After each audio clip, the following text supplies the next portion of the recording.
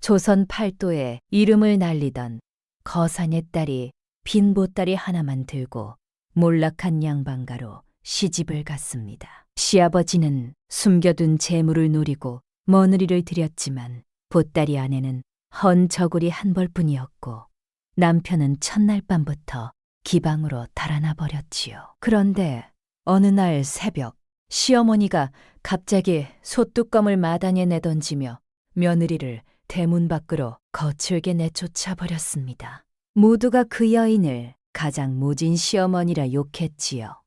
하지만 아무도 몰랐습니다. 날 쫓겨난 며느리가 훗날 이 집안의 운명을 송두리째 뒤집게 될 줄은 말입니다. 평안도 의주 일대에서 삼포와 비단 거래로 손꼽히던 대상인 바로 옥내의 아버지였습니다. 한참 때는 압록강 폭우마다 그 집안 깃발이 너울거렸고 장날이면 옥내의 아버지가 지나가는 길목마다 고개를 조아리는 상인들이 줄을 섰답니다. 그런데 말이죠.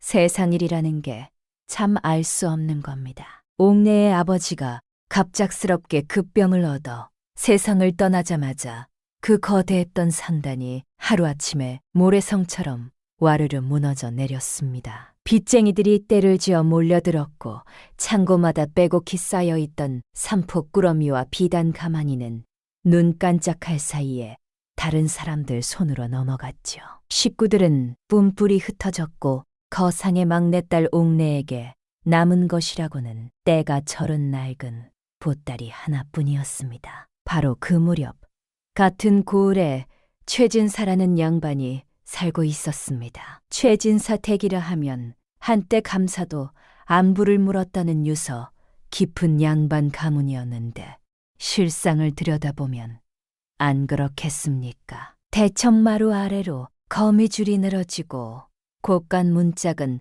삐걱거리는 소리만 요란했지. 열어보면 쥐 한 마리도 먹을 게 없어서 야반도주한 지 오래였던 겁니다. 그래도 최진사는 갓을 비뚤어지게 쓰면서도 우리 최씨 가문은 3대가 양반인이라 하고 목에 힘을 받발이 주던 인물이었죠. 그런 최진사의 귀의 대상인 집안이 망했다는 소문이 들려온 겁니다. 보통 사람이라면 남의 불행에 혀를 찰 텐데 이 영감은 달랐습니다. 눈알이 번뜩이더니 무릎을 탁 치며 벌떡 일어섰던 거죠. 최진사의 머릿속에는 오직 한 가지 생각뿐이었습니다. 대상인이 아무리 망했다 해도 그 정도 큰 살림을 굴리던 집안이 어딘가에 비자금을 숨겨두지 않았겠느냐. 딸을 며느리로 들이면 그 숨긴 재물이 최씨 집안으로 굴러 들어올 것이라는 알팍한 계산이었던 겁니다. 최진사가 두 손을 비비며 혼사를 밀어붙이자 옥내 쪽에서는 거절할 형편이 못 되었습니다. 의지할 친척 하나 없이 거리에 나앉을 판이었으니 양반 가문의 며느리라는 자리가 당자는 지붕이라도 되어주는 셈이었죠.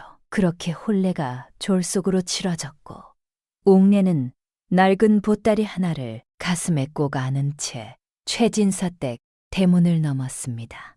그런데 말입니다. 최진사가 대문 앞에서 며느리를 맞이하는 순간 이 영감의 얼굴이 파랗게 질렸습니다. 옥내의 체격이 보통이 아니었던 겁니다. 어깨가 떡 벌어지고 팔뚝이 웬만한 산의 허벅지만 했으며 키도 훌쩍 커서 대문 상인반에 멀리를 부딪힐 뻔했죠. 거기에 살이 탄탄하게 올라 걸을 때마다 마당에 흙먼지가 풀썩풀썩 일어났으니 최진사가 상상했던 폐물 보따리를 잔뜩 짊어진 가네튼 규수의 모습과는 하늘과 땅 차이였던 겁니다. 최진사가 며느리의 보따리를 낚아채듯 빼앗아 열어보았더니 안에서 나온 것이라고는 빛 바랜 저고리 한 벌과 이가 빠진 빗 하나뿐이었습니다. 최진사의 콧구멍이 벌름거리더니 얼굴이 시뻘겋게 달아오르며 두건을 부들부들 잡아 비틀었죠. 최진사가 대청 위에서 지팡이를 쾅쾅 내리찍으며 소리를 질렀습니다. 이게 다냐? 그 큰 상단을 굴리던 집구석이 고작 이런 보따리 하나가 전부란 말이냐? 옥내는 시아버지의 그 서슬퍼런 호통에도 고개를 꼿꼿이 세운 채 눈 하나 깜짝하지 않았습니다. 오히려 입꼬리를 올리며 시아버지를 똑바로 올려다보았죠. 통가시 집은 새색시라면 기가 죽어 눈물부터 쏟았을 텐데 이 며느리는 배짱이 남달랐던 겁니다. 날밤 남편 최학준이라는 자를 처음 마주한 자리도 가과이었습니다. 최학준은 허우대만 번듯하게 생겨놓고 속은 텅 빈 자루 같은 사내였죠. 혼례를 치른 첫날 밤에 신방에 들어오기는커녕 저약거리 기방에서 술을 퍼마시다가 새벽녘에야 비틀비틀 들어온 겁니다. 최학준이 신방문을 발로 걷어차듯 열고 들어서더니 촛불 아래 앉아있는 옥내의 모습을 위아래로 훑어보았습니다. 그러고는 코웃음을 후 불며 고개를 돌렸죠. 최학준이 벽에 기대앉아 이쑤시개를 입에 물고 씹으며 내뱉었습니다. 밥만 축내게 생겼구만. 곶간에 쌀도 없는 집에 저 덩치를 어찌 먹여 살린단 말이야. 말을 내뱉고는 이불을 낚아채 건너방으로 가버렸습니다.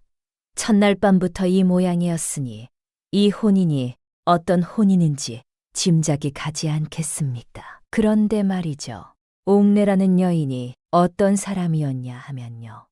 이런 수모를 당하고도 눈시울 한 번 붉히지 않았습니다. 오히려 빈 신방에 혼자 덩그러니 앉아서 팔짱을 끼고 코를 실룩거리며 부엌 쪽에서 풍겨오는 간장 냄새를 맡더니 벌떡 일어나 부엌으로 성큼 걸어간 겁니다. 밤으로 옥내는 부엌을 점령했습니다. 삐걱대는 앞꽂이를 뜯어 고치고 금이 간솥을 찰흙으로 꼼꼼히 틀어막았으며 먼지가 소복이 쌓인 찬장을 박박 닦아냈죠.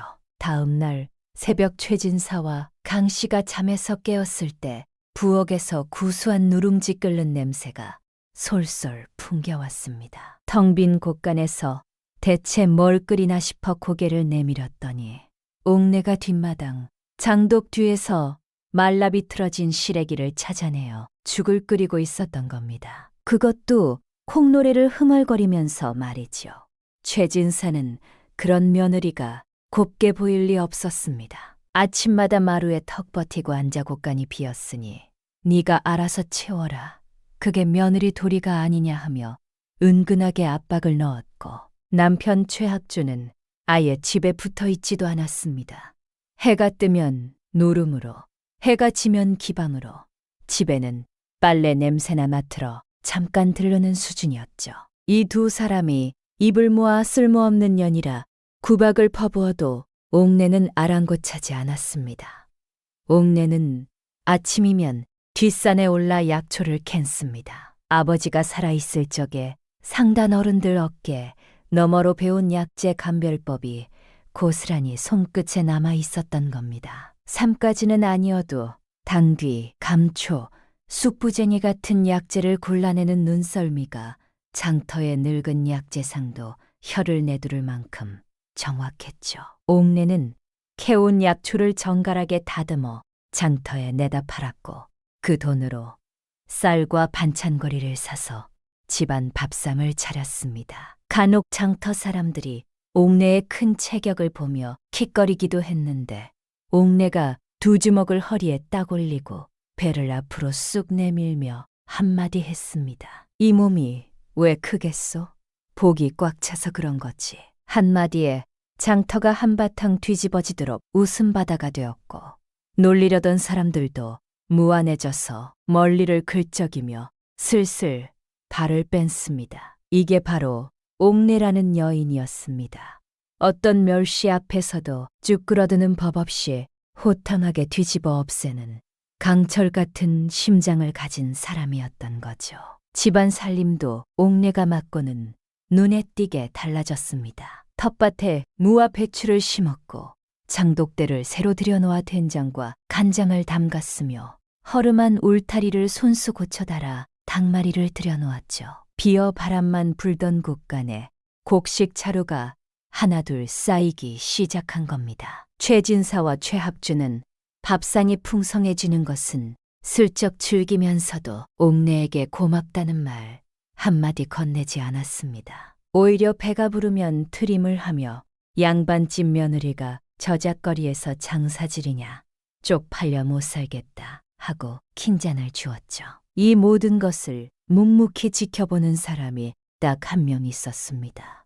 시어머니 강씨였죠. 강씨는 평생을 무능한 남편과 한량 아들 뒷바라지에 허리가 휘도록 고생만 하며 살아온 사람이었습니다. 그런 강씨의 눈에 며느리 옥내는 마치 자신의 젊은 시절이 다시 돌아온 것 같았죠. 아니, 솔직히 말하면 자기보다 10배는 더 씩씩하고 대단한 아이였습니다.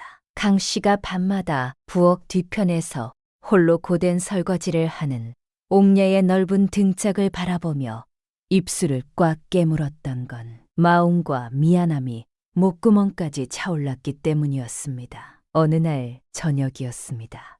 옥내가 무거운 물동이를 이고 우물에서 돌아오다가 마당 돌부리에 발이 걸려 물을 쏟은 적이 있었습니다. 소리를 들은 최학준이 방문을 벌컥 열고 내다보며 한마디 했죠. 저 꼴 좀 봐라. 뚱딴지가 자빠지니까 딴이 꺼지겠네. 최학준이 깔깔대며 방문을 닫았고 흙바닥에 엎어진 옥녀의 치마자락에 물이 쭉 번졌습니다. 그 순간 부엌에서 뛰쳐나온 강씨가 아무 말 없이 옥내 곁에 쪼그려 앉아 젖은 치마를 손수 짜주었습니다. 강씨의 거칠고 갈라진 손이 며느리의 치맛자락 위에서 바들바들 떨리고 있었죠. 옥내가 올려다보니 강씨의 두 눈에 물기가 그렁그렁 맺혀 있었는데 강씨는 그 눈물을 들킬세라 고개를 획 돌리며 부엌으로 총총히 사라져버렸습니다. 옥내는 그 떨리는 손끝의 온기를 오래도록 잊을 수 없었습니다. 이 지옥 같은 시집살이에서 자신의 편은 오직 저 시어머니 한 분뿐이라는 것을 옥녀는 그날 밤 가슴 깊이 새겨 넣었던 겁니다. 그렇게 계절이 한바퀴 돌아 찬 바람이 최씨 집안 대문짝을 덜컥거리게 흔들던 어느 날이었습니다. 저잣거리에서 노름을 하고 돌아온 남편 최학준의 뒤를 따라 번쩍이는 가마 하나가 최씨 댁마당으로 느릿느릿 들어왔습니다. 가마 문이 스룬 열리자 안에서 꽃 같은 여인 하나가 사뿐히 내려섰습니다. 나이는 20쯤 되어 보였고 얼굴이 달걀처럼 희고 매끈했으며 가느다란 허리에 곱디고 온 명주 저고리를 걸치고 있었죠. 최학준이 그 여인의 손을 잡고 마당 한복판에 서더니 가슴을 쭉 펴고 최진사를 향해 입을 열었습니다. 자기가 사랑하는 여인인데 뱃속에 아이까지 들어섰으니 첩으로 드리겠노라고 아주 당당하게 선언을 한 겁니다. 최진사의 반응이 어땠겠습니까? 이 영감이 화를 내기는커녕 두 눈이 휘둥그레지더니 수염 끝을 만지작거리며 고개를 끄덕끄덕한 겁니다. 양반 가문의 대를 이을 손자가 생긴다는 말에 판단력이 증발해버린 거죠. 최진사가 그 자리에서 난심이라는 첩을 향해 어서 오너라. 우리 집안의 경사로다 하며 흡족한 낯을 보였으니 이 집안이 어떻게 돌아가는지 뻔하지 않겠습니까? 난심이라는 여인이 계준이 보통 여우가 아니었습니다. 들어온 첫날부터 안방을 꿰찼습니다. 최학준의 팔짱을 끼고 안방 문턱을 훌쩍 넘어 아랫목에 철퍼덕 주저앉더니 이불개 들 턱까지 끌어올리고는 시아버지에게 배가 차서 미역국이 먹고 싶다며 콕소리를 냈죠. 최진사는 당장 미역국을 올리라고 부엌을 향해 고함을 질렀고 그 고함은 고스란히 옥내의 몫이 된 겁니다. 날부터 최씨 집안의 질서가 완전히 뒤집어졌습니다. 정실 부인 옥내는 부엌과 텃밭을 전전하는 한여 신세가 되었고 첨난심은 안방 아랫목에 비스듬히 기대어 손가락 하나 까딱하지 않으며 상전 행세를 시작했죠. 아침이면 새순물 온도가 미적지근하다고 대야를 발로 걷어차고 반찬 가짓수가 적다며 상을 밀어냈으며 저녁이면 방바닥이 눅눅하다고 악것이 불을 덧대라며 난리를 쳤습니다. 하루 종일 트집 잡을 거리를 혈안이 되어 찾아다니는 게 이 여인의 유일한 일과였던 겁니다. 최악주는 어땠냐 하면요. 이 사내가 첩 앞에서는 완전히 녹아내린 엿가락이었습니다. 난심이 입술을 삔죽 내밀면 달려가서 부채질을 해주고 난심이 어깨를 으쓱하면 뒤에서 주물러주며 실실 웃었죠. 정실 부인이 땀을 뻘뻘 흘리며 밥상을 차려들고 오면 거들떠보지도 않고 난심의 젓가락이 향하는 반찬 그릇에만 눈을 반짝거렸습니다. 양반의 아들이라는 자가 첩의 치마폭에 종이 인형처럼 흔들리고 있었으니 꼴불견이 따로 없었던 것이죠. 어느 날이었습니다. 옥내가 이른 새벽부터 우물을 길어다 쌀을 씻고 텃밭에서 뽑아온 무로 국을 끓여 상을 차렸습니다. 반찬이 4가지나 올라간 제법 번듯한 밥상이었지요. 옥내가 무거운 상을 2팔로 번쩍 들어 안방까지 날랐더니 아랫목에 비단 이불을 무릎까지 덮고 앉아있던 난심이 젓가락으로 국물을 한번 휘저어 보더니 코를 찔끔 틀었습니다. 그러고는 밥상 다리를 발바닥으로 밀어 확 엎어버린 겁니다. 뜨거운 국물이 방바닥에 쫙 퍼졌고 허여멀겋게 지은 쌀밥이 나도 그렇죠. 난심이 젓가락을 팽개치며 입을 비틀었습니다. 국이 짜서 못 먹겠으니 다시 해와. 옥내의 새벽잠과 허리 통증이 고스란히 담긴 밥상이 바닥에 널브러진 거였습니다. 광경을 뒤에서 지켜보던 최악주는 말리기는커녕 난심의 등을 쓸어주며 괜찮냐고 다독거렸고 건넌방에서 기침 소리를 내던 최진사마저 첩이 잉태한 몸이니 입맛에 맞춰야 하느니라며 며느리를 다그쳤습니다. 옥내가 어떻게 했겠습니까? 바닥에 엎질러진 밥을 손바닥으로 쓸어 담으며 고개를 들었는데 그 얼굴에 눈물은커녕 미소가 번지고 있었습니다. 옥내가 흙 묻은 무릎을 탁탁 털고 일어서더니 엎어진 밥상을 한 손으로 가뿐하게 집어들고 부엌으로 돌아갔죠. 콧노래를 부르며 국을 다시 끓이기 시작한 겁니다. 이게 보통 심장이겠습니까? 새로 만들어도 이 정도는 안 나온답니다.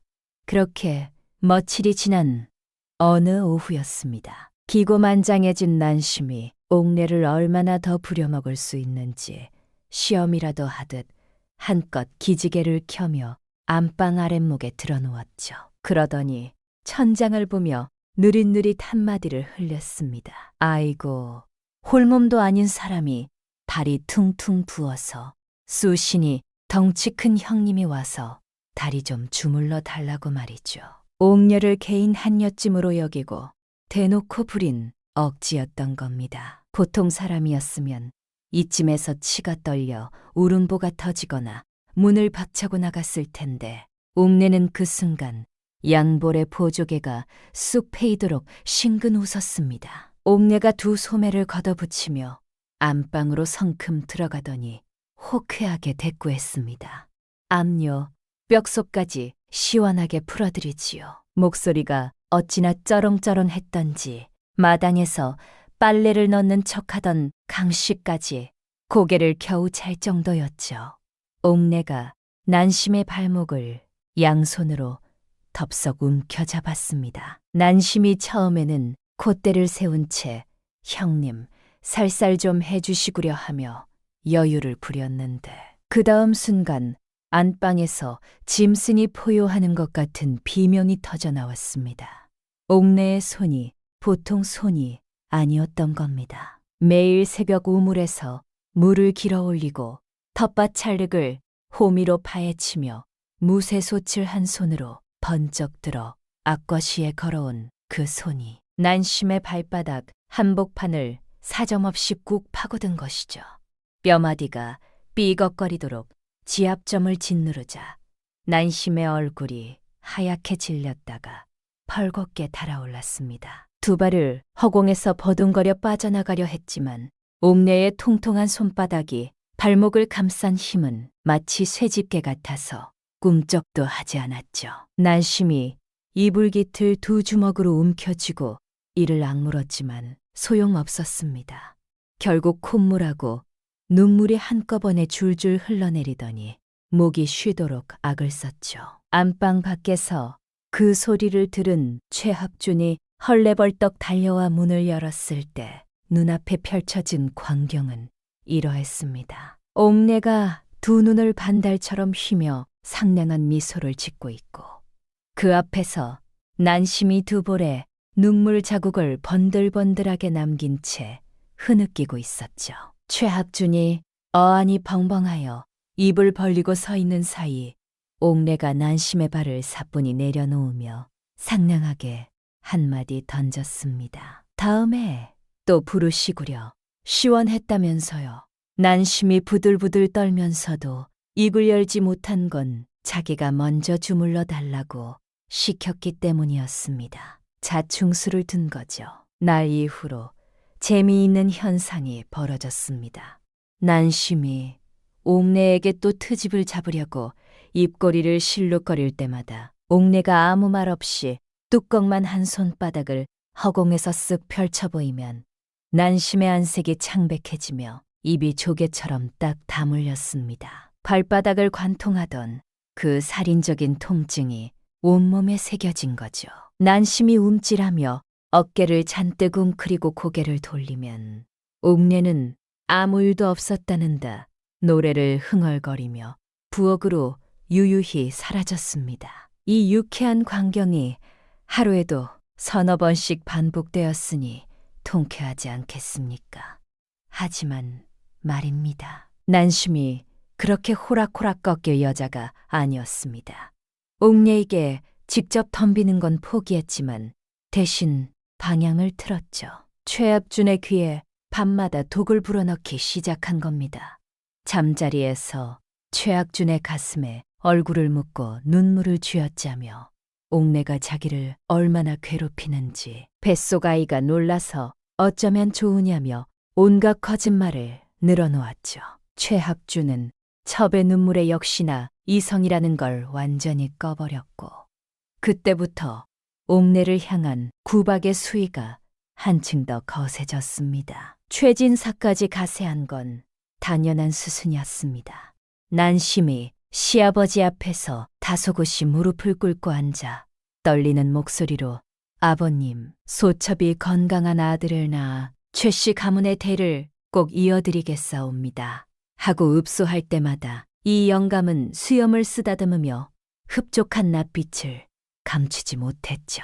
첩배 교태에 시아버지와 남편이 동시에 녹아내리는 이 꼴을 지켜보는 사람은 오직 둘뿐이었습니다. 씁쓸하게 고개를 젓는 옥래와 부엌 문틈 사이로 모든 것을 지켜보며 두 주먹을 부르르 떠는 시어머니 강씨였죠.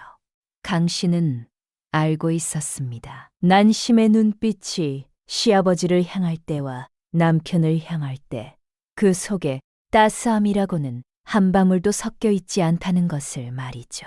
오직 계산만이 번뜩이는 차가운 눈이었습니다.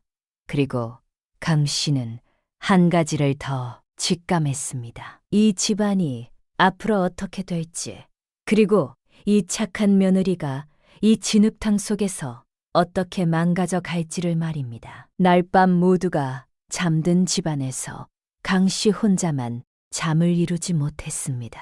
호롱불 하나를 켜놓고 바느질감을 무릎 위에 올린 채 바늘을 쥔 손이 한참을 허공에 멈춰 있었죠.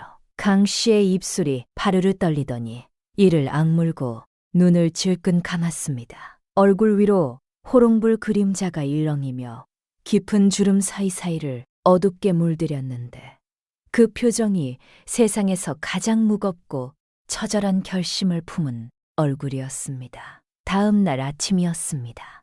해가 채 뜨기도 전에 강씨가 부엌으로 들어섰죠.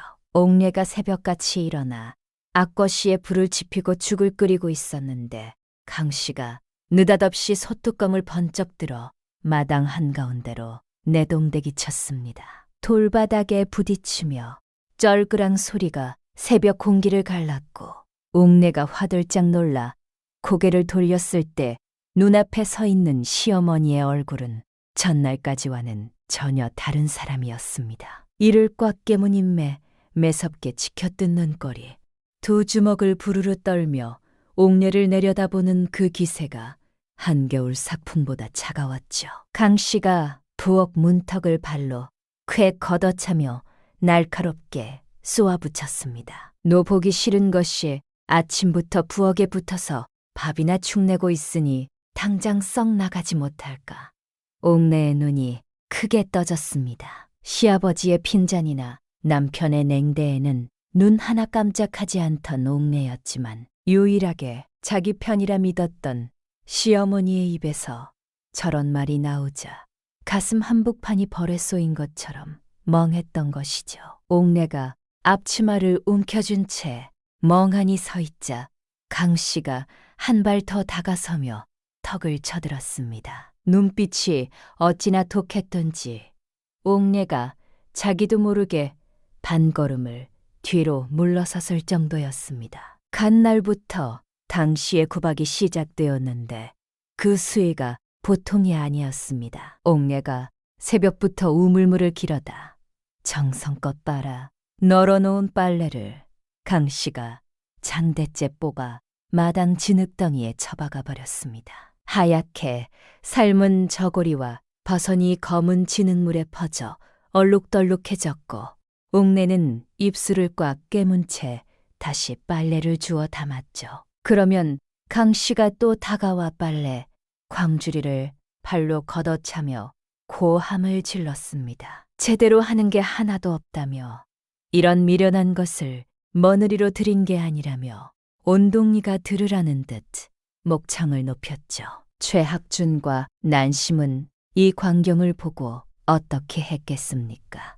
둘이 나란히 대청마루 끝에 걸터 앉아 다리를 흔들며 심이 나서 구경을 했습니다. 난심이 최학준의 어깨에 기대어 입을 가리고 킥킥 웃었고 최학준은 옥내를 손가락으로 가리키며 대굴대굴 코웃음을 흘렸죠. 시어머니까지 돌아선 마당에 옥내의 편은 이 집안에 단 한 명도 남지 않은 셈이었습니다. 강 씨의 학대는 날이 갈수록 거세졌습니다. 옥내가 잠을 자던 행랑채 문을 한밤중에 벌컥 열고 들어와 찬물을 머리 위로 끼얹기도 했고 옥내가 차려놓은 밥상을 뒤엎으며 상다리를 분질러 버리기도 했죠. 바가지를 던지고 빗자루로 마당을 쓸던 올레의 등짝을 후려치며 입에 담기도 힘든 모진 말들을 쏟아냈습니다. 모습이 얼마나 처절했던지 담장 너머로 엿보던 이웃집 아낙들조차 혀를 차며 고개를 저었을 정도였습니다. 옥내는 이해할 수 없었습니다. 마당에서 넘어졌을 때 젖은 치맛자락을 짜주던 그 떨리는 손, 밤마다 부엌 뒤편에서 자신의 등을 말없이 바라보던 그 눈빛이 분명히 기억나는데 어째서 하루아침에 저렇게 변할 수 있는지 도무지 납득이 되지 않았죠. 하지만 옥내가 아무리 강철 심장의 소유자라 해도 이 세상에서 유일하게 자기 편이라 믿었던 사람이 등을 돌리니 가슴속 어딘가가 서서히 금이 가기 시작했습니다. 그러던 어느 이른 아침이었습니다. 강 씨가 대문을 활짝 열어 제키고 옥내의 행랑채로 성큼 걸어갔습니다. 강 씨의 손에는 옥내가 시집 때 들고 왔던 그 낡은 보따리가 들려 있었죠. 강 씨가 행랑채 문을 벌컥 열자 옥내가 마침 멀리를 빗고 있다가 고개를 돌렸습니다. 강 씨가 보따리를 옥내의 가슴에 거칠게 밀어넣으며 이를 악물고 내뱉었습니다. 자식 하나 못 나는 칠거지하게. 년아, 오늘로 이 집에서 당장 꺼져라. 옥내의 손에서 빛이 떨어져 마루 위에서 딸각 소리를 냈습니다. 강 씨가 옥내의 팔을 잡아 끌며 행랑채에서 마당으로 마당에서 대문 쪽으로 질질 끌고 나갔죠. 옥내의 체구가 아무리 크고 힘이 세다 해도 시어머니를 밀쳐낼 수는 없었습니다. 아니, 밀쳐낼 힘이 없는 게 아니라 차마 밀쳐낼 마음이 없었던 겁니다. 옥내는 끌려가면서도 시어머니의 얼굴만 멍하니 올려다보았죠. 이 소동을 듣고 안방에서 난심이 제일 먼저 뛰쳐나왔습니다. 눈이 초승달처럼 휘더니 입꼬리가 귀 밑까지 올라갔죠. 뒤따라 나온 최학준도 마찬가지였습니다. 둘이 앞다투어 달려와 옥내의 등짝을 밀어대기 시작했습니다. 난심이 옥내의 어깨를 두 손으로 떠밀며 얄밉게 콕소리를 냈습니다. 아이고, 알터니가 시원하게 빠졌네. 형님, 안녕히 가시구려. 최학준도 질세라 옥내의 보따리를 대문 밖 흙바닥에 내던지며 손가락질을 했죠. 다시는 이 문턱에 얼씬도 하지 마라. 알았어? 대문이 쾅 닫혔습니다. 안쪽에서 빗장 거는 소리가 들렸고 그 위로 난심의 낄릭거리는 웃음소리가 담장을 넘어왔죠. 옥례는 대문 앞 흙바닥에 주저앉았습니다. 무릎이 땅에 닿는 순간 멀지가 불성 일었고 시집 온 이후 한 번도 흘리지 않았던 눈물이 턱을 타고 뚝뚝 떨어지기 시작했습니다. 이 넓은 세상에 자기를 받아줄 곳이 한 군데도 없다는 사실이 가슴을 짓눌렀고 길바닥에 엎드려 한참을 소리 죽여 울었죠. 얼마나 그렇게 울었을까요? 끝이 시리도록 찬바람이 불어오는데 문득 가슴에 안겨있던 보따리에서 둔탁한 무언가가 옆구리를 눌렀습니다. 옥내가 흐릿한 눈으로 보따리를 내려다보았죠. 분명 자기가 시집 때 가져온 보따리인데 무게가 달랐습니다. 시집 저게는 헌 저고리 한 벌이 전부여서 깃털처럼 가벼웠는데 지금 품에 안긴 보따리는 돌멩이라도 넣은 듯 묵직했던 겁니다. 옥내가 떨리는 손으로 보따리 매듭을 풀었습니다. 겉보기에는 낡은 천조각뿐이었는데 안감 쪽이 이상하게 불룩했죠. 손가락 끝으로 더듬어 실밥을 뜯었더니 꼼꼼하게 두 겹으로 꿰맨 안감 사이에서 은전이 와르르 쏟아져 나왔습니다. 한 잎 두 잎이 아니었습니다. 수십 잎의 은전과 함께 금가락지 두 쌍이 천 사이에 납작하게 눌려 있었죠. 옥내의 눈이 휘둥그레졌습니다. 그리고 은전더미 맨 밑에서 꼭깃꼭깃 접힌 종이 한 장이 나왔습니다. 옥내가 그 종이를 펼쳤는데 투박하고 삐뚤한 글씨가 빼곡히 적혀 있었습니다. 한자 한자 더듬어가며 읽어내려간 옥내의 얼굴이 순식간에 하얗게 변했죠. 종이에는 이렇게 적혀 있었습니다. 못난 시어미를 원망해라. 이 지옥에서 너를 빼내려면 이 방법뿐이었다. 이 돈은 평생 빚바느질하며 몰래 모은 것이니 이걸로 내 인생을 살아라. 부디 행복하거라. 글씨 끝이 번져 있었는데 그건 먹물이 번진 게 아니라 눈물이 떨어진 자국이었습니다. 옥내는 그 서찰을 읽고 또 읽었습니다. 읽을 때마다 지난 며칠간의 장면들이 머릿속에서 하나하나 뒤집어졌죠.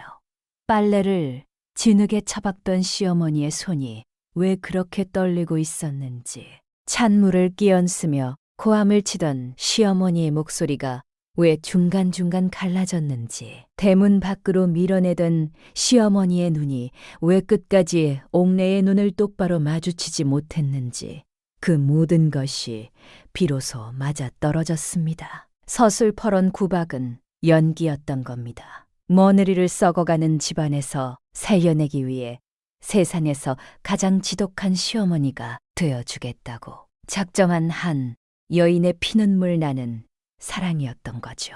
옥내가 서찰을 가슴에 꾹 눌러 안았습니다. 입술을 꽉 깨물었지만 터져나오는 울음을 막을 수 없었고 길바닥에 이마를 대고 엎드려 온몸을 들썩이며 통곡했습니다. 아까 흘린 서러운 눈물과는 결이 전혀 달랐죠. 미안함과 고마움과 분함이 한꺼번에 섞여 가슴팍을 찢어놓는 것 같은 울음이었습니다. 한참을 그렇게 울던 옥내가 천천히 고개를 들었습니다. 흙먼지가 묻은 얼굴 위로 눈물 자국이 두 줄기 선명했지만 그 눈빛만은 조금 전과 완전히 달라져 있었죠. 옥내가 이를 꽉 깨물고 보따리를 등에 단단히 묶어 올리며 벌떡 일어섰습니다. 그리고 굳게 닫힌 최씨땡 대문을 한번 돌아보았죠.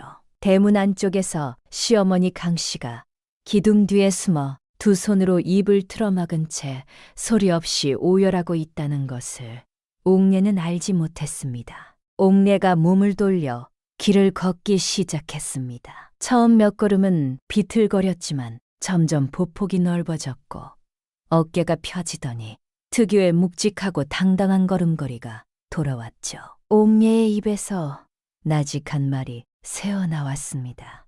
이를 앞문 입술 사이로 바람결에 실려갈 만큼 작지만 세상 무엇보다 단단한 목소리였습니다. 어머니, 기다리십시오. 이 옥내가 반드시 보란듯이 해내고 모시러 오겠습니다. 찬바람이 옥내의 등짝을 밀어주듯 불어왔고 보따리를 짊어진 커다란 그림자가 고갯길을 향해 성큼 멀어져 갔습니다. 옥내가 제일 먼저 향한 곳은 아버지가 살아있을 적에 상단을 꾸리던 친정 동네의 장터였습니다. 한때 옥내의 아버지 깃발이 너울거리던 그 장터는 이제 다른 상인들 차지가 되어 있었고 옥내를 알아보는 사람은 아무도 없었죠. 옥내는 시어머니가 평생을 빚바느질하며 한 푼 두 푼 모아준 은전을 허투루 쓸 수 없었습니다. 장터 구석에 쪼그려 앉아 멀리를 싸매고 근위에 큰일을 거듭하다가 결국 보부상의 길을 택했습니다. 물건을 떼어다 파는 게 아니라 직접 등에 쥐고 팔도를 누비며 파는 것. 미천이 가장 적게 드는 장사였던 거죠. 옥녀는 은전 절반으로 항해도 연안 장터에서 소금 가마니를 사들였습니다. 소금이라는 게 해안가에서는 헐값이지만 내륙 깊숙한 산골로 들어갈수록 금값이 되는 물건이었거든요. 아버지가 소금 장사로 거상이 된 것을 어릴 때부터 곁에서 지켜봤으니 어디서 사서 어디로 가져가야 값이 붙는지를 옥내는 속속들이 꿰고 있었던 겁니다. 그런데 말이죠. 보부상이라는 게 쉬운 일이 아닙니다. 험한 고갯길을 넘고 진흙탕 산길을 걸으며 무거운 짐을 등에 지고 수십 리를 걸어야 하는 고된 노동이었죠. 통 장정들도 소금 한두 가마니를 지면 허리가 휘어 끙끙대는데 옥내는 달랐습니다. 다른 보부상들이 두 가마니를 등에 올릴 때 옥녀는 대여섯 가마니를 산더미처럼 쌓아올려 지게에 묶었습니다. 주변 상인들이 기겁을 하며 그러다 허리가 부러진다고 말렸지만 옥내가 떡 벌어진 어깨에 힘을 주고 지게를 번쩍 들어 올리자 주저앉은 건 옥내의 허리가 아니라 지게 다리였죠. 지게를 두 개나 분질러 먹고 나서야 장터 대장간에서 참나무로 특별히 깎아 만든 튼튼한 지게를 하나 맞췄는데 지게 위에 소금 가마니를 8개까지 올리고도 옥내는 콧노래를 부르며 산길을 성큼성큼 걸었습니다. 한 번에 남들의 서너 배를 실어 나르니 당연히 장사가 안 될 수가 없었죠.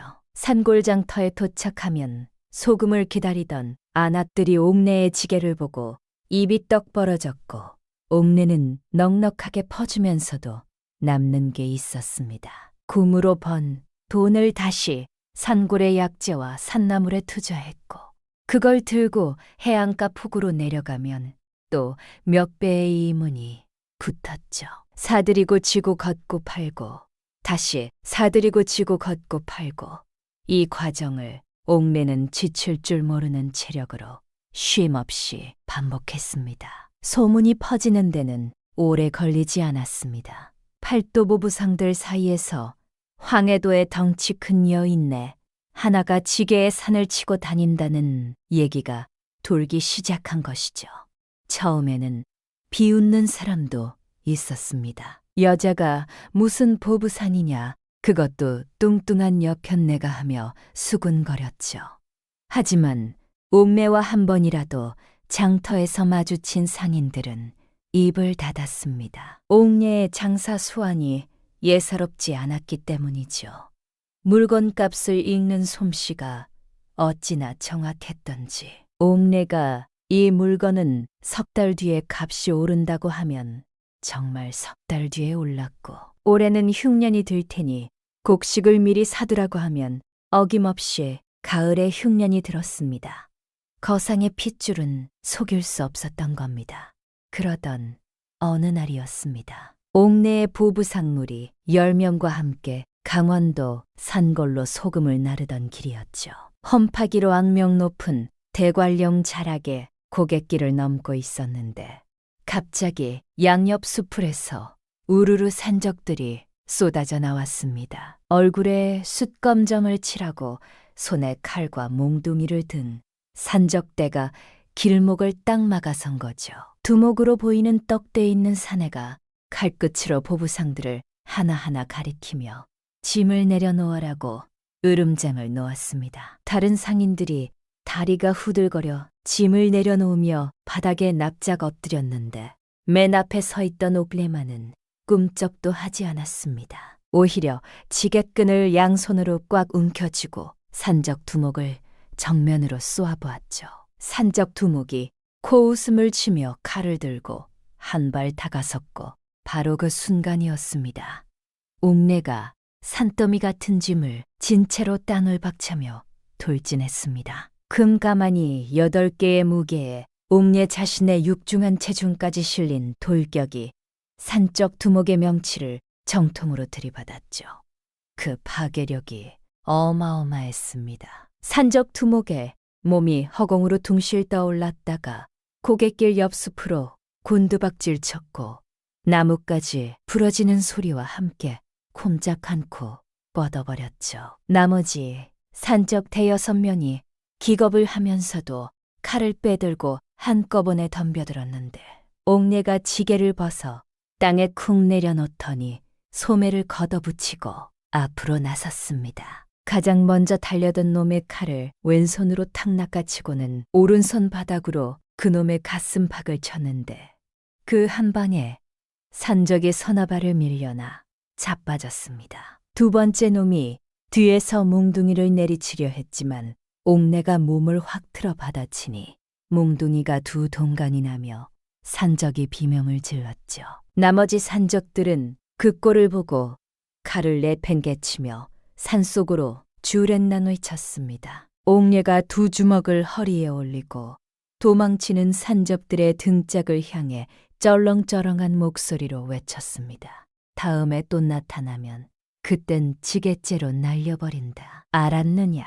풀숲에서 기절해 있던 산적 두목이 그 소리에 화들짝 깨어나 엉금엉금 기어서 도주했고 고갯길에는 옥내의 우렁찬 웃음소리만 산울림이 되어 퍼졌습니다. 바닥에 엎드려 벌벌 떨고 있던 보부상들이 하나둘 고개를 들었는데 눈앞에서 벌어진 광경이 도저히 믿기지 않는 얼굴이었죠.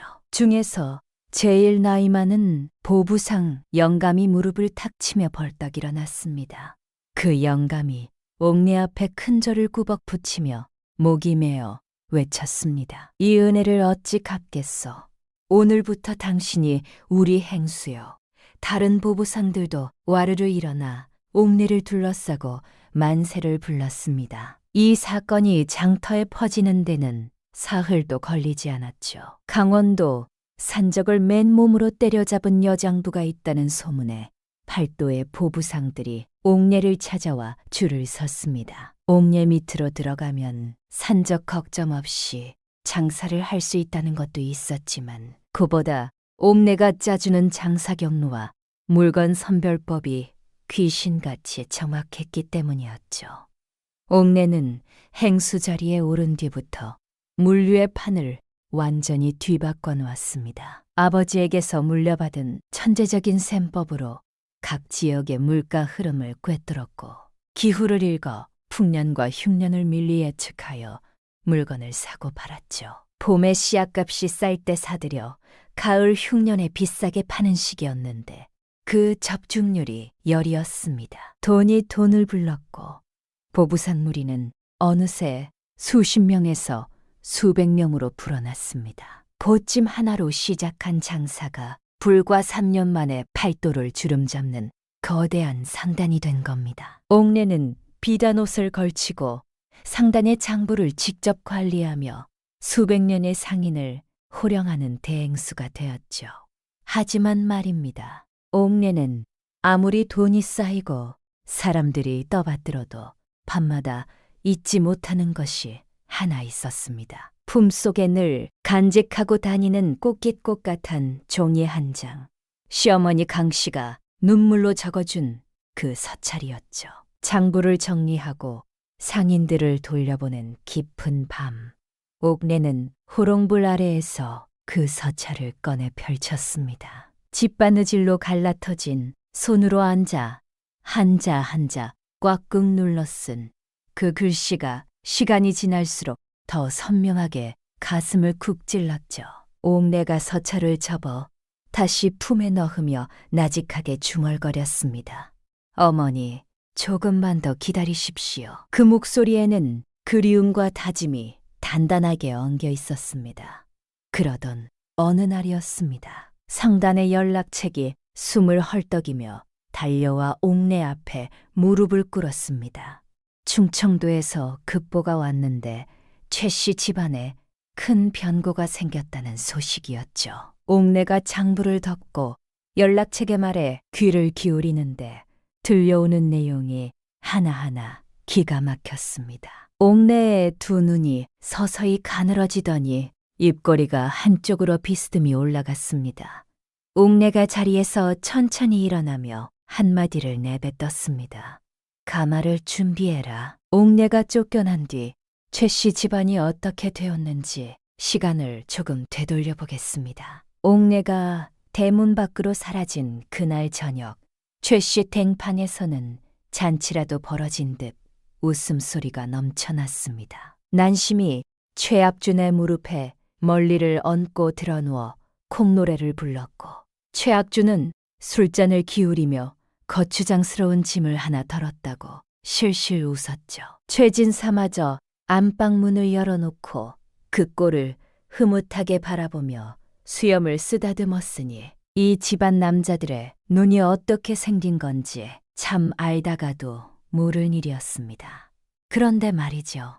여기서 한 가지 짚고 넘어가야 할 게 있습니다. 옥내가 있을 때 최 씨 집안의 살림이 어떻게 돌아갔었냐 하면요. 텃밭에서 무와 배추를 키운 것도, 닭을 들여 달걀을 거둔 것도, 장터에 약재를 내다 팔아 쌀을 사온 것도 전부 옥내의 손에서 나온 거였습니다. 옥내가 빠진 최 씨 집안은 수레에서 바퀴를 뽑아낸 것과 다름없었죠. 텃밭에 물을 주는 사람이 없으니 채소가 말라 비틀어졌고, 닭을 돌보지 않으니 닭들이 담장을 넘어 도망쳤으며, 장터에 내다 팔 약재를 캐올 사람이 없으니 당장 살림돈이 끊겼습니다. 한 달도 채 지나지 않아 곳간이 다시 텅텅 비어버린 겁니다. 난심히 밥상을 차렸겠습니까? 어림도 없죠. 이 여인은 악거시에 불 때는 법도 몰랐고 알 생각도 없었습니다. 손가락 하나 까딱하지 않은 채 안방에 들어누워 배가 고프다며 징징거렸고, 최악준이 저작거리를 뛰어다니며 외상으로 음식을 떼어왔죠. 하지만 외상이라는 게 한두 번이지 양반 체면에 갚지도 못할 외상이 쌓이자 장터 주모들이 최악준만 보면 문을 닫아버렸습니다. 이 꼴이 되었는데도 최악준은 정신을 차렸을까요? 안 그렇겠습니까? 당연히 못 차렸죠. 남은 돈을 긁어모아 노름판에 들고 갔다가 미천까지 탈탈 털리고 돌아온 겁니다. 집안 형편이 바닥을 치자 난심의 태도가 슬슬 변하기 시작했습니다. 최학준을 향하던 그 달콤한 콩소리와 교태가 하루가 다르게 싸늘해졌죠. 최학준이 안방문을 열고 들어서면 등을 돌렸고 말을 걸면 짜증 섞인 한숨을 내뱉었습니다. 난심의 눈에서 최학준이라는 사내의 쓸모가 급격히 사라지고 있었던 겁니다. 난심이 본색을 드러낸 건 어느 깊은 밤이었습니다. 최학준이 저작거리에서 술을 퍼마시고 인사불성이 되어 방바닥에 골아떠져진 틈을 난심히 놓치지 않았죠. 난심히 살금살금 일어나 최학준의 허리춤을 뒤져 곳간 열쇠를 빼냈습니다. 손놀림이 어찌나 능숙했던지 최학준은 코를 드르렁거리며 뒤척이기만 했을 뿐 전혀 깨지 않았죠. 난심히 그 열쇠를 쥐고 곳간으로 향했습니다. 간 안에 곡식은 진작에 바닥이 났지만 구석 괴짜 깊숙이 최진사가 목숨처럼 아끼던 것들이 남아 있었습니다. 최씨 가문 3대의 땅 문서 3장과 선대에서 물려받은 옥놀이개 한 쌍, 그리고 의장도 하나였죠. 이 집안에 남은 마지막 재산, 팔면 논 서너 마지기는 살 수 있는 값어치가 있는 것들이었습니다. 난심히 그것들을 보자기에 싸서 품에 안았습니다. 그리고 안방으로 돌아가 자기 옷가지와 폐물까지 챙겨보따리를 꾸렸죠.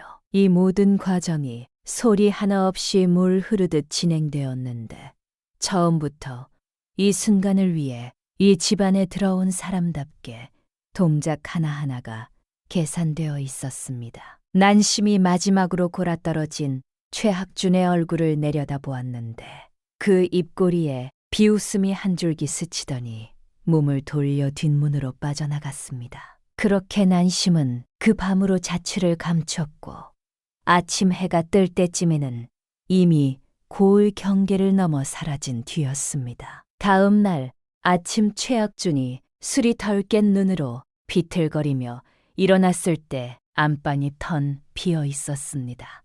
난심의 옷가지도 비녀도 신발도 하나 남김없이 사라졌죠. 최학준이 벌컥 곳간 문을 열었더니 서랍이 쑥 빠져나와 있었고 땅 문서와 폐물이 있던 자리에는 먼지만 소복이 쌓여 있었습니다. 최학준의 다리에서 힘이 빠져 곳간 문턱에 털썩 주저앉았죠. 이 소리를 듣고 건넌반에서 지팡이를 짚고 나온 최진사가 텅 빈 서랍을 보는 순간 얼굴이 백지장처럼 하얗게 변하더니 두 눈을 부릅뜨고 온몸을 부들부들 떨었습니다. 그러더니 허허허 하고 신음 같은 소리를 내뱉으며 지팡이를 놓쳤고 마당 돌바닥 위로 앞꿈치부터 꼬꾸라졌죠. 최진사가 그 자리에서 정신을 잃었습니다. 급히 의원을 불러왔지만 이미 풍이 와서 오른쪽 판다리를 쓰지 못하게 되었고 말도 어눌해져 제대로 된 문장을 만들어내지 못하는 반신불수 신세가 되어버린 겁니다. 때부터 최학준이 어떻게 했겠습니까? 첩에게 소중한 전 재산을 날린 자기 잘못은 티끌만큼도 반성하지 않았습니다. 매일 아침부터 술을 들이부었고 온 동네를 비틀비틀 돌아다니며 자기는 3대 양반의 자손이라고 고래고래 소리를 질렀죠. 지나가는 사람을 붙잡고는 난심히 자기를 속였다며 주정을 부렸고 아무도 거들떠보지 않으면 길바닥에 드러누워 허공을 향해 주먹을 휘둘렀습니다. 양반의 채통이고 뭐고 동네 개도 피해 다니는 주정뱅이가 된 겁니다. 병든 시아버지를 돌보고 미치광이처럼 구는 아들을 먹여 살리는 짐은 고스란히 시어머니 강씨의 몫이 되었습니다. 55 나이에 강씨가 남의 집밭에 나가 김을 메고 잔칫집 부엌에 불려가 전을 부치며 푼펌이 품삯을 벌었죠. 갈라터진 손등에 진물이 배어나와도 허리가 꺾일 듯 쑤셔도 쉰 수가 없었습니다. 강씨가 하루라도 벌어오지 않으면 이 집안에서 밥을 짓는 사람이 아무도 없었으니까요. 밤이면 강씨는 마당 한 구석에 걸터 앉아 하늘을 올려다보았습니다. 눈에 별빛이 어리면 어김없이 한 사람의 얼굴이 떠올랐죠. 내쫓은 며느리 옥내였습니다. 잘 먹고 있는지 아픈 데는 없는지 혹시 거리에서 굴고 있는 건 아닌지 그 생각이 꼬리에 꼬리를 물면 강 씨의 두 볼 위로 눈물이 소리 없이 흘러내렸습니다. 그렇게 계절이 몇 번을 바뀌었습니다. 최 씨 집안은 갈수록 처참해져서 기와가 무너져 내리고 담장에 구멍이 뚫렸으며 마당에는 잡초가 무릎까지 자라올랐죠. 한때 양반탱이라고 형판을 걸었던 대문이 한쪽 경첩이 빠져 비스듬히 기울어져 있었으니 지나가는 사람들이 폐가인 줄 알고 고개를 저었습니다. 그러던 어느 봄날이었습니다. 고을 어귀에 먼지가 뿌옇게 피어오르더니 화려한 가마 행렬이 나타났습니다. 가마 앞뒤로 수십 명의 상인이 줄을 지어 호위하고 깃발에는 옥내상단이라는 네 글자가 봄바람에 펄럭였죠. 을 사람들이 웅성거리며 길 양쪽으로 몰려들었습니다. 이 작은 고을에 저 정도 규모의 상단이 들어오는 일은 삿돈과 부임하는 날에도 없었던 광경이었으니까요. 가마가 고을 한복판에 멈춰섰고 문이 열렸습니다. 안에서 비단 옷을 걸친 여인이 한 발을 내디뎠는데 그 체구가 다마 문턱을 가득 채울 만큼 당당하고 컸죠. 옥내였습니다. 겉대가 절은 보따리 하나를 들고 이 고을에 시집오던 그 뚱뚱한 며느리가 조선 팔도를 호령하는 거상에 미세를 두르고 돌아온 겁니다. 옥내가 가마에서 내려 고을 거리를 천천히 걸었는데 발걸음 하나하나에 땅이 울리는 듯했고 양업으로 늘어선 고을 사람들이 저도 모르게 고개를 숙였습니다. 옥내의 눈이 고을 구석구석을 훑었습니다. 잔치집이 있다는 소식은 이미 들어 알고 있었죠. 옥내가 수행원을 돌아보며 단 한마디를 내뱉었습니다. 잔치집이 어디냐? 수행원이 앞장서 길을 안내했고 옥내의 가마 행렬이 고을 동쪽 끝 잔치집을 향해 천천히 움직이기 시작했습니다. 잔치집 부엌은 연기와 기름 냄새로 자욱했습니다. 커다란 솥에서 기름이 보글보글 끓고 있었고 안악대 6명이 줄지어 앉아 전을 부치고 있었죠. 맨 끝자리에 강 씨가 있었습니다. 등이 굽어 거의 솥 위에 코를 박을던 자세로 앉아 갈라터진 손으로 반죽을 떼어 기름 위에 올리고 있었죠. 손등마다 기름이 튀어긴 붉은 화상 자국이 겹겹이 얹혀 있었고 땀에 젖은 멀리카락이 이마에 척 달라붙어 있었습니다. 한때 양반 가문의 안주인이었던 여인이 품삯 몇 푼에 남의 잔치집 부엌 바닥에 처그려 앉아있는 꼴이 그러했습니다. 잔치집 마당이 갑자기 술렁이기 시작했습니다. 웅성거리는 소리가 부엌까지 밀려들었고 옆에 앉은 안악이 목을 빼며 뭐가 저리 떠드는 거냐고 중얼거렸죠. 강 씨는 고개도 들지 않았습니다. 전 부치는 손을 멈출 여유가 없었으니까요. 한 잔이라도 더 부쳐야 오늘 품핏에서 쌀 한 배라도 더 살 수 있었고 그 쌀로 병든 남편과 술주정뱅이 아들의 저녁을 지어야 했으니 바깥이 어수선한 것 따위에 신경 쓸 겨를이 없었던 겁니다. 입구에 들이운 멍석 가림막이 거쳤습니다. 햇살이 쏟아져 들어오며 기름 연기 사이로 커다란 그림자 하나가 길게 드리웠죠. 안악들이 일제히 고개를 돌렸고 비단 옷을 걸친 여인의 모습을 보더니 하나같이 자리에서 벌떡 일어나 허리를 꺾었습니다. 옥내 상단의 대행수라는 소문이 이미 잔치집 마당을 한 바퀴 돌고 온 뒤였으니까요. 강 씨만 고개를 숙인 채 전을 뒤집고 있었습니다. 등 뒤에서 무거운 발소리가 한 발 두 발 가까이 다가왔고 이윽고 강 씨의 바로 옆에 와서 멈추었죠. 누군가의 그림자가 강 씨의 갈라진 손등 위로 내려앉았습니다. 강 씨가 귀찮다는 듯 고개를 돌리려는 순간 크고 두툼한 손 두 개가 강 씨의 손을 덥석 감싸 쥐었습니다. 손이 어찌나 따뜻하고 넓었던지 강 씨의 손이 마치 아이의 손처럼 작아 보였죠. 강 씨가 천천히 고개를 들었습니다. 눈앞에 낯익은 얼굴이 있었습니다. 떡 벌어진 어깨, 둥글고 큰 체구, 그리고 눈이 사라질 만큼 환하게 웃고 있는 고족의 깊은 얼굴이었죠. 강 씨의 입술이 벌어졌다가 다물었다가를 반복하더니 구르르 떨리는 목소리로 한 글자를 겨우 짜냈습니다. 옥로야. 하지만 그 뒤는 말이 되지 않았습니다. 목이 메어 소리가 끊겼고 두 눈에서 눈물이 주르륵 흘러내려 기름때 묻은 앞치마 위로 뚝뚝 떨어졌죠. 옥례가 강 씨의 손을 꼭 쥔 채 무릎을 꿇고 큰절을 올렸습니다. 비단 옷자락이 부엌 글바닥에 쓸렸지만 아랑곳하지 않았죠.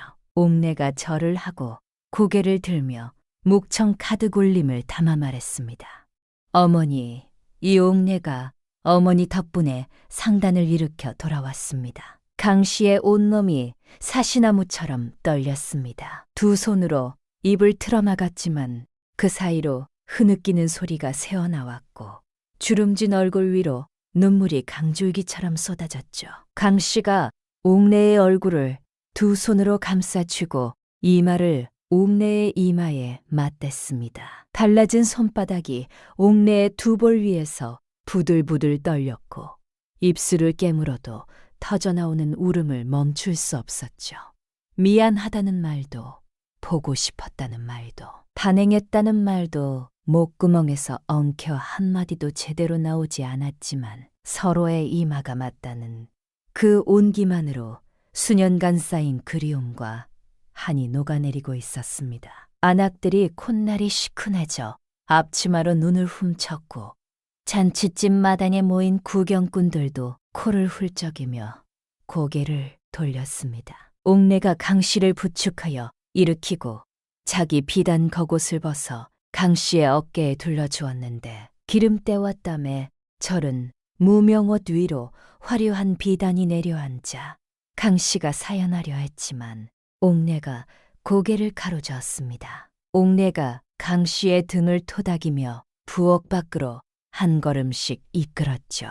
잔치집 마당으로 나오더니 강 씨를 가마 앞으로 모시는 그 순간이었습니다. 마당 어귀에서 고함 소리가 터졌죠.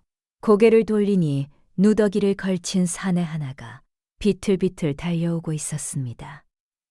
최학준이었습니다. 술냄새를 온몸에 풍기며 눈이 벌게 충혈된 채 달려온 최학준의 뒤를 지팡이에 의지한 최진사가 한쪽 다리를 절뚝이며 힘겹게 따라오고 있었죠. 옥례가 거상이 되어 돌아왔다는 소식이 동네를 타고 이 두 사람의 귀에까지 들어간 거였습니다. 최학준이 옥례 앞까지 달려오더니 두 무릎이 꺾이며 바닥에 털썩 주저앉았습니다. 그 꼬락서니가 가과이었죠. 갓은 진작에 잃어버렸고 상투가 풀어져 멀리카락이 얼굴을 덮고 있었으며 도포 자락은 여기저기 찢어져 속옷이 후히 비쳤습니다. 최학준이 옥례의 치맛자락을 두 손으로 붙잡고 매달리며 울먹거렸습니다. 내가 잘못했소. 조강지처를 이제야 알아보겠으니 이 한 번만 봐주시오. 뒤를 최진사가 절뚝거리며 따라와 지팡이를 더듬으며 넘어질 듯 비틀거리다가 옥례 앞에 서서 어눌한 입으로 중얼거렸죠. 며느리가 돌아왔으니 이 집안을 다시 살려내라. 그게 며느리의 도리가 아니겠느냐고 말입니다. 전 재산을 첩에게 털리고 거짓거리 되었으면서도 양반 운운하며 도리 타령을 하는 이 뻔뻔함이라니 안 그렇겠습니까? 옥례가 최학준의 손을 말없이 내려다 보았습니다. 자기 치맛자락을 움켜쥐고 늘어진 그 손은 한때 첫날 밤에 기방으로 도망치던 손이었고 첩의 입에 고기를 넣어주며 희죽거리던 손이었으며 옥례를 대문 밖으로 밀어내던 바로 그 손이었죠. 옥례가 그 손가락을 하나하나 풀어내며 치맛자락에서 떼어냈습니다.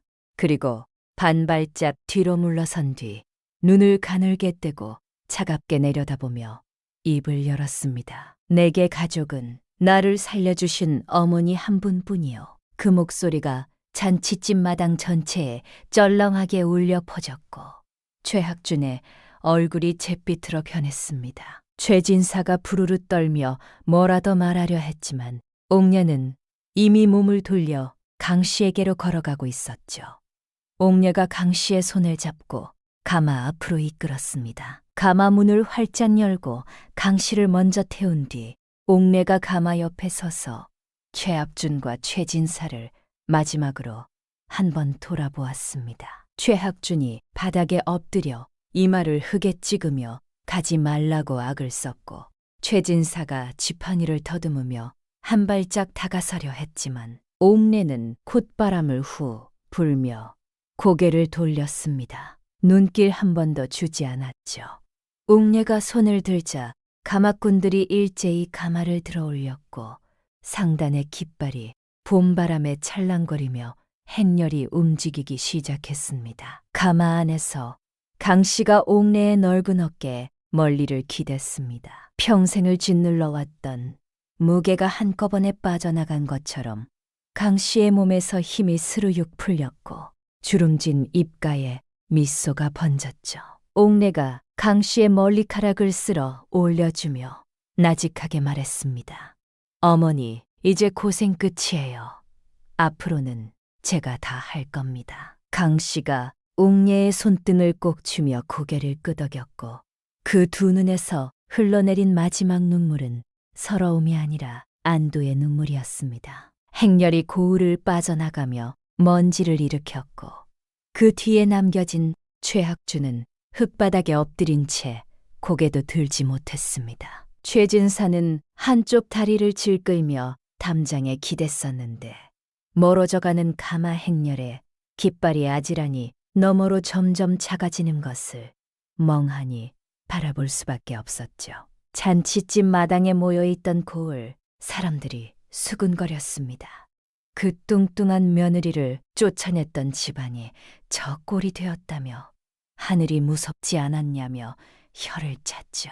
옥녀는 그 뒤로 시어머니 강 씨를 친어머니처럼 모셨습니다. 상단의 큰 저택 중에서 가장 따뜻한 안방을 마련하여 강 씨를 드렸고 아침 저녁으로 문안을 드리며 손수밥상을 차렸죠. 강 씨는 처음에 그 호사가 몸에 맞지 않는 듯 어색해했지만 옥내가 매일 저녁 강 씨의 거친 손에 기름을 발라주며 하루 동안 있었던 장사 이야기를 제잘제일 늘어놓으면 그제야 강 씨의 주름진 얼굴에 웃음꽃이 피어올랐습니다.